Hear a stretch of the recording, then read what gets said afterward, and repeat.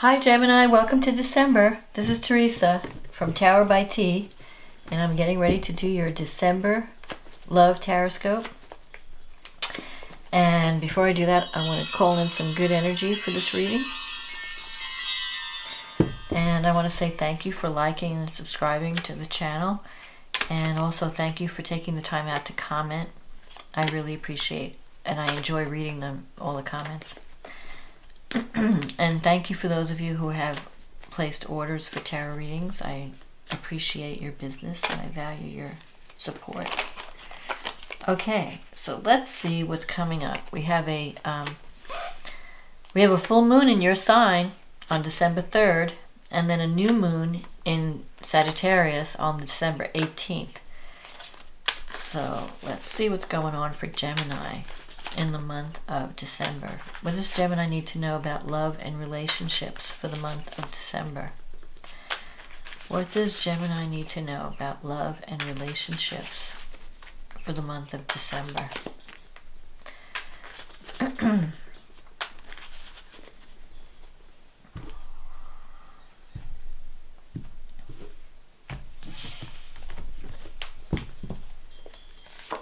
The Four of Wands, the Ten of Swords, the Queen of Cups, the Fool, the Seven of Pentacles, the Knight of Swords, the Two of Swords, the Page of Pentacles, the Knight of Wands, the Three of Wands. Okay, so the Four of Wands is usually a card of victory and success.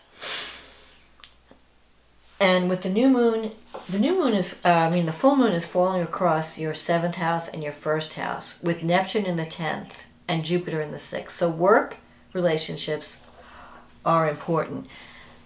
So you might be, usually around the full moon, you're finishing something up. Something is coming to culmination. So you may have achieved a certain amount of success at this full moon. With the Ten of Swords, though, there's also something that's ending. So if you've been on, some of you might be ending a relationship that has not been healthy for you, or some type of partnership that's not working out. You might decide, like, I don't want to work with this person anymore, or I'm just done with this situation.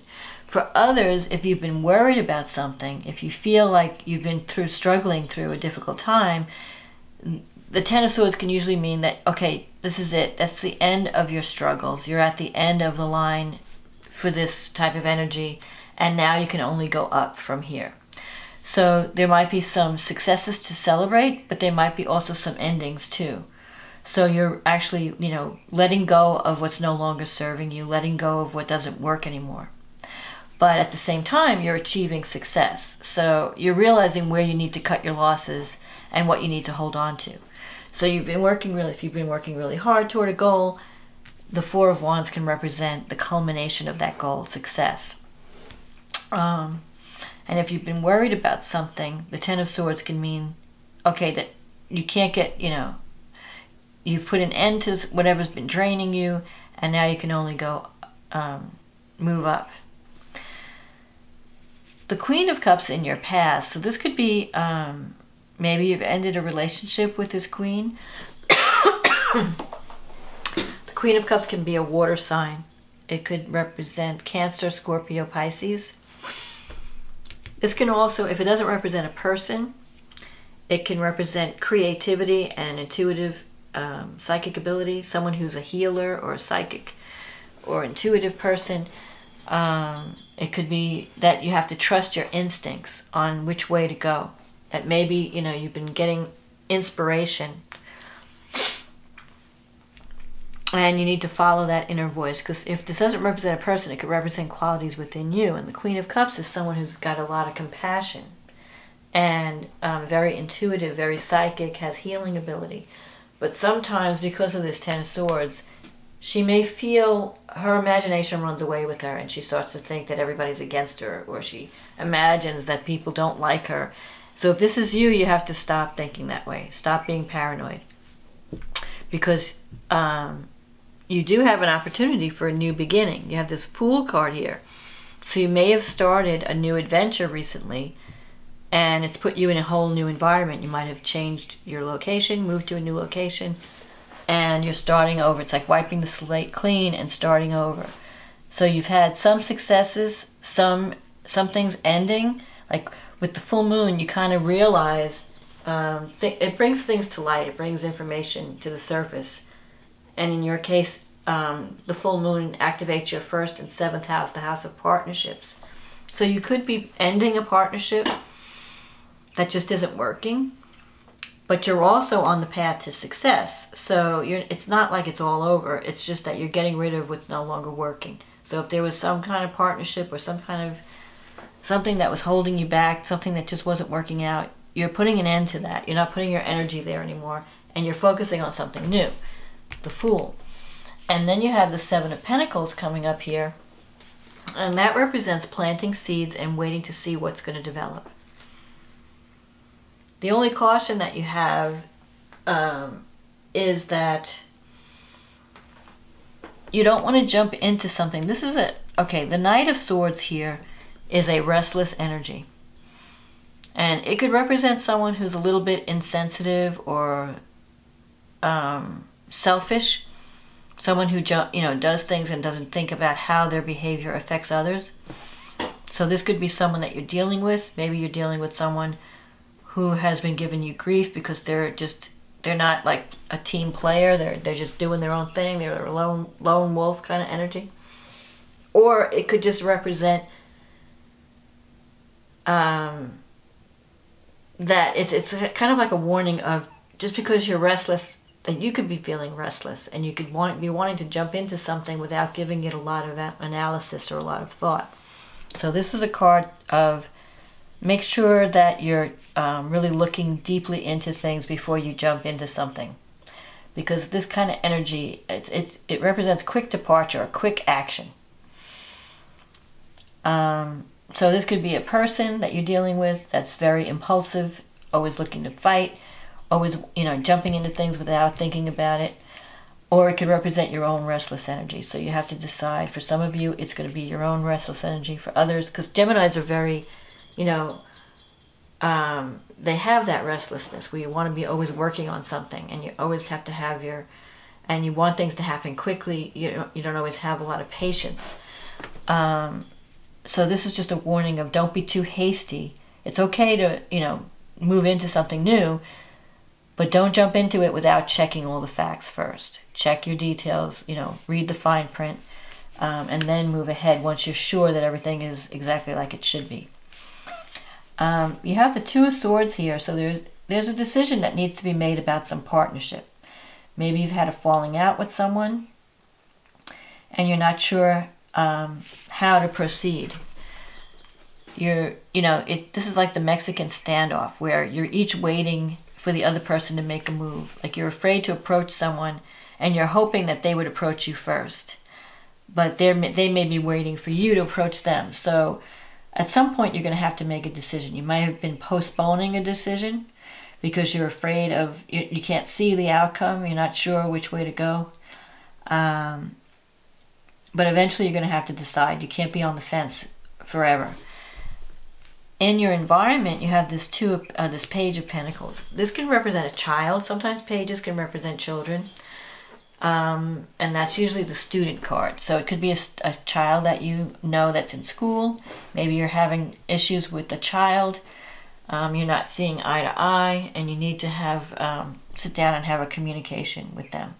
Because the 2 of Swords represents the way that you get out of this stalemate is through meeting the person and laying your cards out on the table, being honest, being open, telling them how you feel, not holding anything back. And that can help resolve any conflicts that you might come up against.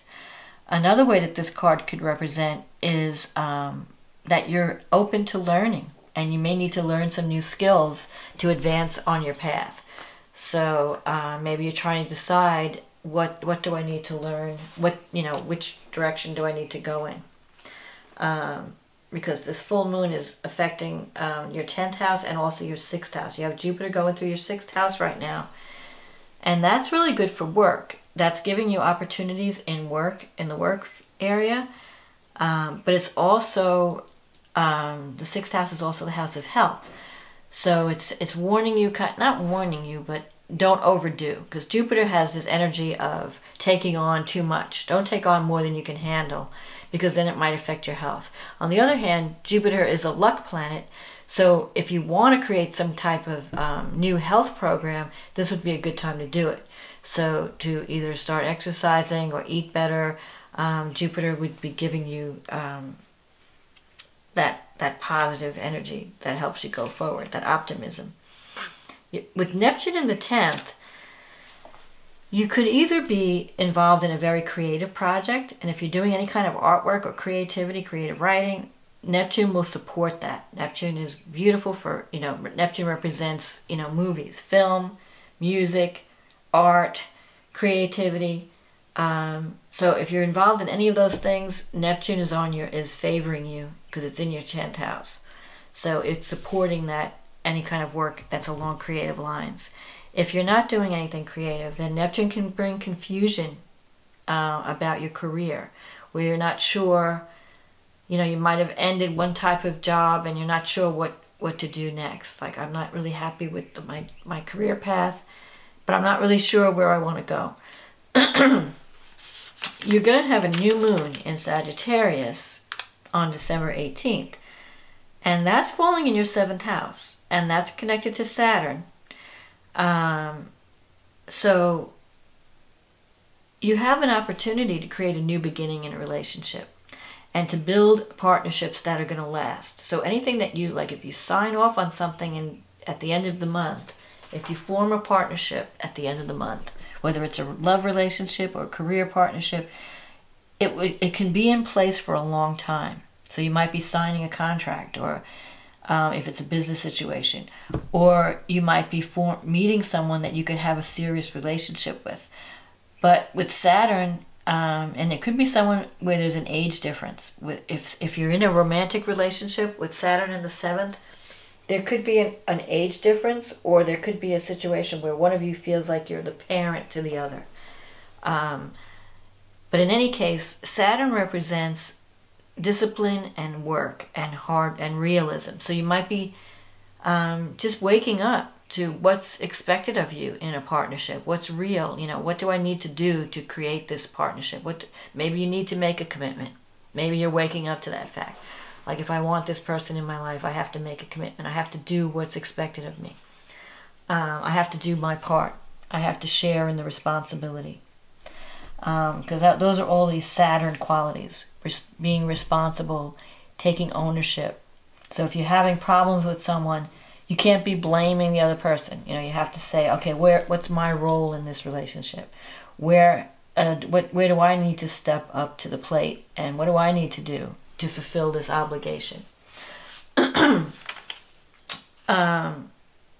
the good thing about this new moon is that you can build something solid and stable with Saturn. And Saturn is trining Uranus. And Uranus right now is in your it's in your 11th house. So you have the opportunity to achieve a dream. And it may be unexpected. With Uranus, you never know what you're going to get. So it could be a new beginning, or a new opportunity comes in that allows you to move closer to a dream. But it may involve thinking outside the box or doing something unconventional. It may involve new technology. Anything that's out of the ordinary, not mainstream, is going to help you achieve a goal at this point. It could be technology, the media, science,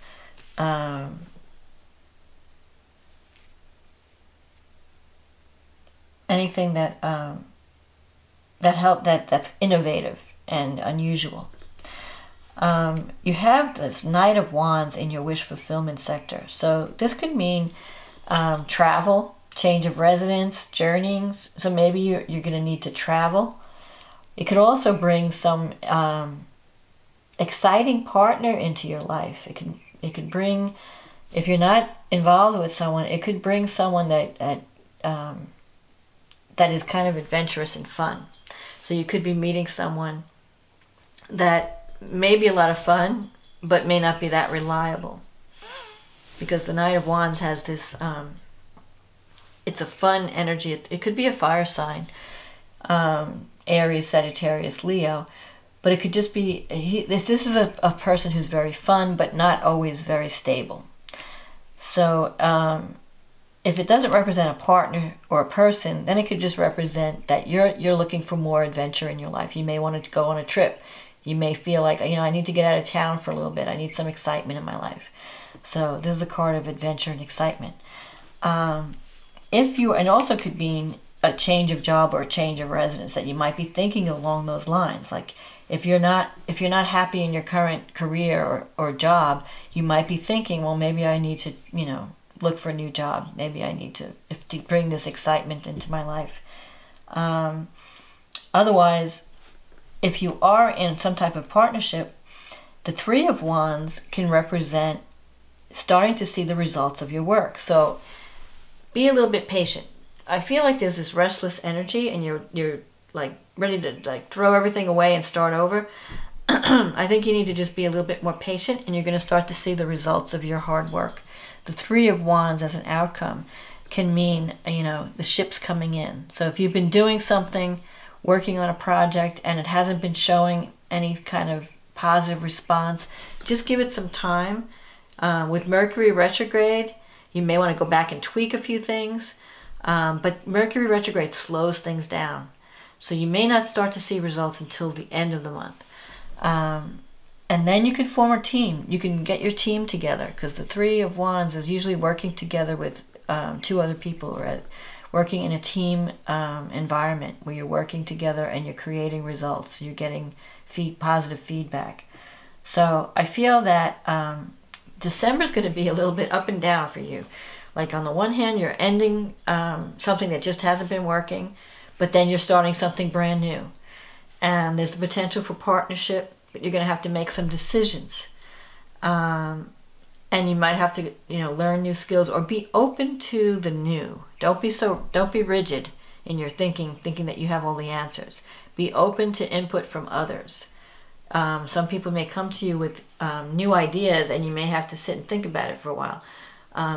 So don't be afraid of the new, or afraid of innovative thinking or innovative methods to get what you want to get, where you want to go.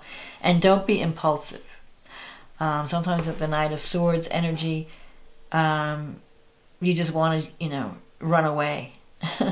This is an energy of quick departure, quick energy. You might have an argument with someone and say, oh, that's it, I'm done, and you just want to leave. Be a little bit more patient and have a conversation before you overturn the tables. And you might be able to work out some type of agreement that can be a win-win situation. So this is my forecast for December. I think that you have the potential for victory and success, and you have the potential to form solid partnerships and stop wasting your energy on things that are not serving you. The only condition is to make sure, don't jump into anything just as a reaction. Don't be reactive in December. Don't jump without looking. Just make sure that you communicate properly, because with Mercury retrograde, there could be miscommunications, there could be mixed messages. So before you fly off the handle over something that you misunderstood or heard incorrectly, look for the facts. Don't react until you know the facts, until you've talked to the person, and then you can resolve it. But you're going to be starting to see success in December. At the end of the month, I think you're going to start to see results from all the work that you've been doing. And I think that you can build something that's very stable, and you could form partnerships that are really good for you. And it's going to be a time of endings and a time of new beginnings in partnership. So good luck, Gemini, and I wish you much success and wise decisions, and happy holidays for those of you who are celebrating. And I will talk to you again next month. Okay, bye now.